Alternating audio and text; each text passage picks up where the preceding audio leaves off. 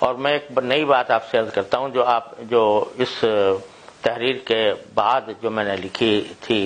دعاؤں کی، اس کے بعد مجھے ابھی کچھ دیر پہلے مجھے اس کا علم ہوا۔ میرے پاس ایک ٹیلی فون آیا ہے ایک صاحب کا کہ جو عام طور جو بڑے نیک آدمی ہیں اور تبلیغ جماعت سے بھی ان کا تعلق ہے، اور ان کو رسول کریم صلی اللہ علیہ وسلم کی زیارت پر کثرت ہوتی رہتی ہے، تو انہوں نے مجھے ٹیلی فون پر بتایا کہ گزشتہ رات ان کو رسول کریم صلی اللہ علیہ وسلم کی زیارت ہوئی، اور اس میں نبی کریم صلی اللہ علیہ وسلم نے میرے پاس یہ پیغام بھیجا کہ تم لوگوں سے کہو، تم یہ پڑھو کہ 3 مرتبہ سورہ فاتحہ اور 3 مرتبہ سورہ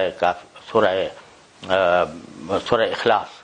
3 مرتبہ سورہ فاتحہ یعنی الحمدللہ رب العالمین جو ہم نماز میں پڑھتے ہیں،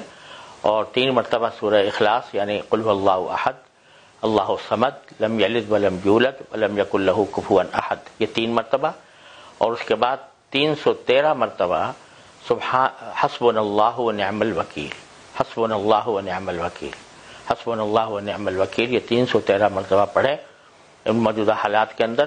تو انشاءاللہ یہ اس میں اللہ تعالیٰ کی طرف سے حفاظت رہے گی۔ یہ نبی کریم صلی اللہ علیہ وسلم کی طرف منسوب کر کے انہوں نے بتلایا کہ خواب میں آپ نے یہ بتایا ہے۔ یہاں یہ میں عرض کر دوں کہ خواب بذات خود کوئی حجت نہیں ہوتا قرآن و حدیث کی طرح، لیکن اگر اس میں کوئی بشارت دی جاتی ہے تو اس پر عمل کرنے میں عام طور سے فائدہ ہوتا ہے۔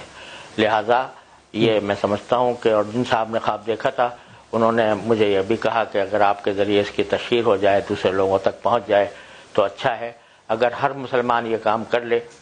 تو امید ہے کہ انشاءاللہ وہ اس وبا سے محفوظ رہے گا۔ اللہ تعالیٰ سب کی حفاظت